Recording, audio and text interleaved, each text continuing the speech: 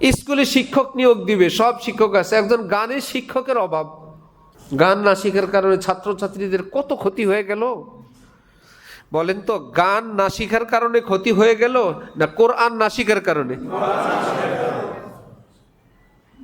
চরিত্র গেল, আখলাক গেল, জীবন গেল, যৌবন গেল, মা বাবার ইজ্জত গেল, কলেজ ভার্সিটি গেল, জীবন গেল মানুষের। গান না শেখার কারণে না দিন না থাকার কারণে?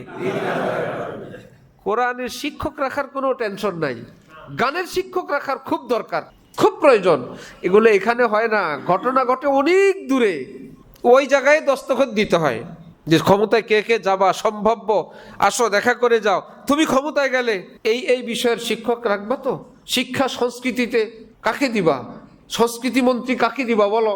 পররাষ্ট্রমন্ত্রী কাকে দিবা বলো? শিক্ষামন্ত্রী কাকে দিবা বলো? উপদেষ্টা কাকে দিবা বলো? শিক্ষা বোর্ডের মধ্যে কাকে দিবা বলো? বেশি জায়গায় লাগে না, পয়েন্টে পয়েন্টে। গোয়েন্দা বিভাগে কাকে দিবা বলো? ডিজিএফআই কাকে দিবা বলো? সব না বলুক কিছু। আর যদি বলেন না কেউ বলে না, তাহলে আমরা বলবো কেউ না বললে ৯০-৯২ ভাগ মুসলমানের দেশে গানের শিক্ষক আসে, কোরআনের শিক্ষক আসে না, এটা কারণ কি?